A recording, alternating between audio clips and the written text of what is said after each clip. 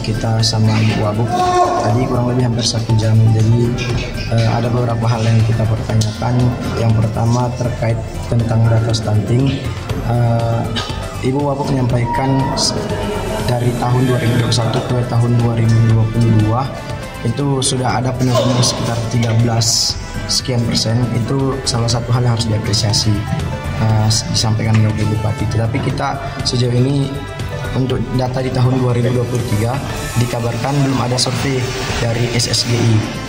Jadi kita tetap berupaya, meskipun data di tahun 2022, tindak lanjut kita ke depan, kita akan minta data korban stunting, nanti akan kita sesuaikan, sesuai nggak dengan alokasi anggarannya.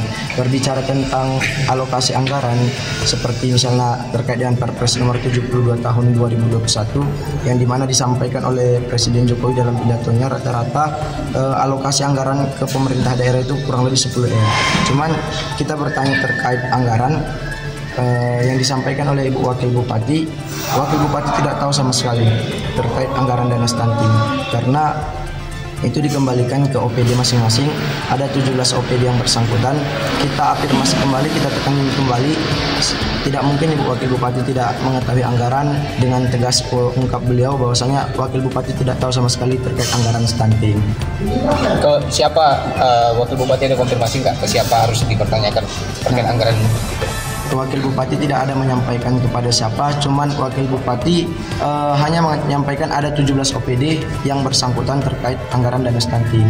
Itu memang menimbulkan multitafsir di kalangan mahasiswa, sehingga kita kebingungan kemana kita harus mempertanyakan, karena kita kan harus cek and recheck, cross check kembali ke masyarakat ataupun para korban stunting sesuai nggak dengan anggarannya. Seperti yang dikritiki Komisi 9 DPR dan Presiden dalam pidatonya, rata-rata 80% alokasi anggaran itu bukan untuk gizi, tetapi seperti perjalanan dinas, rapat kerja, dan lain sebagainya. Ya, untuk penanganannya sendiri di Madinah ada ditanya untuk penanganan stunting. Untuk penanganan stunting tidak dijawab secara detail. Kita juga udah berusaha untuk mempertanyakan, hanya dijawab seluruh elemen dari pemerintah sudah melibatkan masyarakat, baik itu dari puskesmas, sudah bekerja secara maksimal dan mengupayakan secara optimal.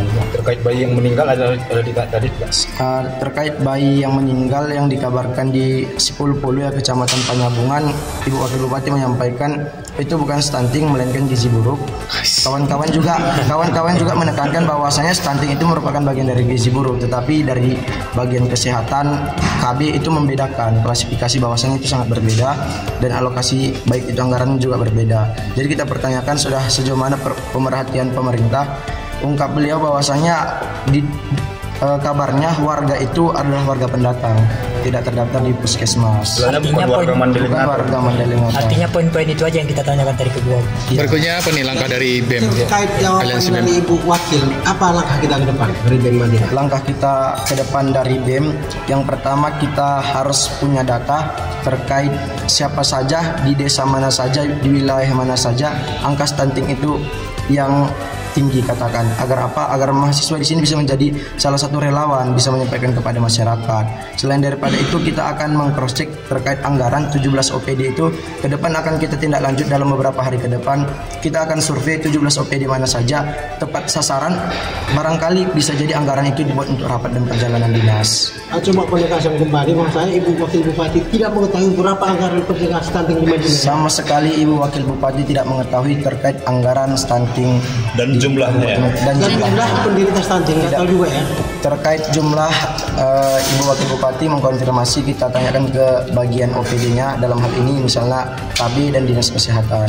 Tapi terkait anggaran tidak tahu sama sekali. Sudah dipertegas oleh mahasiswa, apakah Ibu tidak tahu?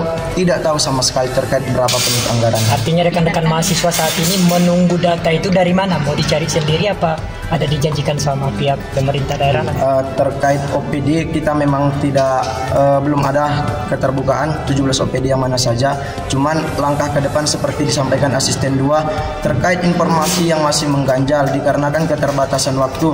Silahkan kapan kapanpun dan hari apapun jumpai saya selaku asisten 2 untuk mempertanyakan yang kurang jelas bagi kawan-kawan mahasiswa. Jadi BEM puas dengan jawaban wakil bupati atau kecewa? Terkait puas atau kecewa, mungkin kita belum merasa maksimal karena harapan kita tahu berapa anggarannya dan bagaimana alokasinya, tepat sasaran atau tidak. Apakah BEM akan kembali melakukan aksi? Mungkin langkah kita ke depan, kita coba bangun budaya komunikasi kepada asisten 2 seperti yang disampaikan.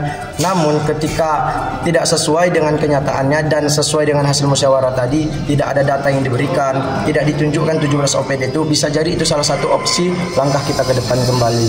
Jadi sampai hari ini situasi di dalam tadi alert nggak atau gimana? Untuk situasi di dalam, memang kita satu sisi agak kecewa, kita bisa katakan kecewa karena di mana respon daripada pejabat-pejabat kita yang ada di dalam kurang seperti menghargai mahasiswa, karena masih banyak ketika kita berbicara rasa mereka tidak sesuai, ada yang tertawa, ada yang senyum, padahal mahasiswa di sini kan ingin mempertanyakan. Jikapun mahasiswa tidak paham real secara detail, disitulah peran pemerintah daerah, dalam hal ini wakil bupati dan jajaran, untuk mempertegas dan memperjelas kembali kepada kawan-kawan mahasiswa. ini terkait yang 17 OPD, wakil bupati tidak merinci OPD mana saja. Tidak ada rincian. Jadi penerimaan wakil bupati semacam main-main ya? Nggak serius nampaknya ya? Bukan wakil bupatinya, tetapi jajaran-jajarannya kesannya masih ada yang tertawa, seperti seakan-akan kita datang untuk membawa lelucon, padahal kita di sana ingin mempertanyakan dan mengafirmasi kembali. Jadi keranda mayat ini sebenarnya untuk siapa sih sebenarnya ditunjukkan? Jadi keranda mayat itu sebetulnya kita tidak menunjukkan ke perorangan, tetapi regulasi yang kita anggap sudah mati, keadilan yang kita anggap sudah mati, jauh daripada apa yang kita harapkan, makanya kita membawa keranda dan membakar ban sebagai bentuk wujud matinya keadilan. Terima kasih.